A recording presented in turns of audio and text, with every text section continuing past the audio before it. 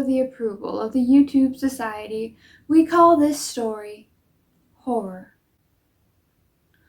Horror as a genre has been around since the beginning of narrative film. And often early horror movies were inspired or just outright adaptations, whether legal or not, of horror novels. Horror literature dates back to arguably early literature, depending upon what language you're looking at. It's generally agreed, for instance, that Horace Walpole's Castle of Ontario, Otranto, I don't know how this is pronounced, whatever, written below, which was written in 1764, is like the origin of Gothic horror, but that's not all that horror is. Ghosts and monsters way predate that. Look at Shakespeare. Go further back to the Iliad and the Odyssey, Arthurian legends, Chinese mythology, all of those stories that the Grimm brothers wrote down. We'll get back to that.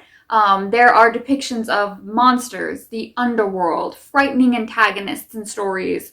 Though read today, a lot of them, particularly like Greek mythology, come off more as action stories. Back then they were more horror. Horror stories are just that, regardless of the medium through which they are being told. They are stories, and they date back to oral storytelling. Storytelling began orally, as it's spoken, predates language, to disseminate culture and rules to other people in your society.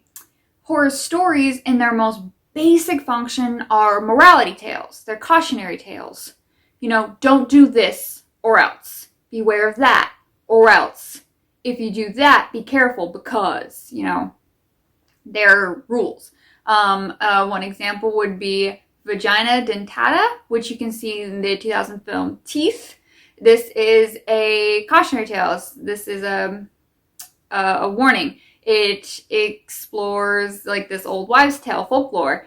It's told as a warning to young boys. Don't just go off and have intercourse with random women, but also maybe more to the point, don't do that without consent. Not a word they had back then, but through today's lens, that's what they were trying to discourage. Violent acts. And they did this by saying that women had teeth down there, and if you do something they don't want you to, they'll bite it off. Little Red Riding Hood, a very famous cautionary tale of warning young girls, don't talk to strangers. Going back to the the Grimm brothers, all of their stories are cautionary tales, if I'm remembering correctly. I'm not as familiar with Hans Christian Andersen, but I believe most of his were as well. For a more modern thing, you could do Are You Afraid of the Dark? Cautionary tales, Goosebumps, same deal. Even more modern, I think all of these movies and stories that are warning to people not to trust or put too much faith and dependence in technology would be a more up-to-date version of all that. Eventually, storytelling became more for entertainment purposes and has more of a monetary value attached to that. And it's not to say they don't have any artistic or cultural value, but let's be real, some do more than others. I just personally believe horror stories, more than any other genre, have evolved the most and are more culturally different from one another. So let's maybe look a little bit into why that is. Different cultures and different time periods have a different relationship to what horror is. Horror is meant to frighten or repulse audiences. And what situations elicit fear or disgust are very heavily influenced based on your culture, your society, and these things change over time. There's also personal influence. Some look at the idea, for instance, as ghosts automatically as malevolent and scary, while other cultures and periods have seen them as like a positive sign that an afterlife exists, that we don't just come to a blank nothingness when we pass. And still others look at it kind of like people. There are good ghosts and bad ghosts. Just depends. Demon possession stories tend to be more frightening for people who are raised in a more religious setting. compared to people who weren't, because to them that might seem more plausible or realistic. Other big example for me is violence, or more to the point, gore. In modern times, most cultures look at gore as something very repulsive and scary. But if we go back historically, humanity's relationship to violence and gore has changed really dramatically. In modern times, we have penicillin in hospitals and disinfectant. We don't go to public executions at the square where people are being decapitated. There aren't religious sacrifices where people are being, thrown off a temple or like quartered. I don't even know what quartered means. If you break the law, you get arrested. You're not going to have your, hand cut off or be branded or anything like that. Otherwise mutilated. I mean, the list goes on. There are entire museums dedicated to historically used torture devices, and they are really icky. We are living in a more civilized time, comparatively to these like truly horrible, bloody situations that were very common in the past. We don't really see that kind of stuff now unless it's on TV.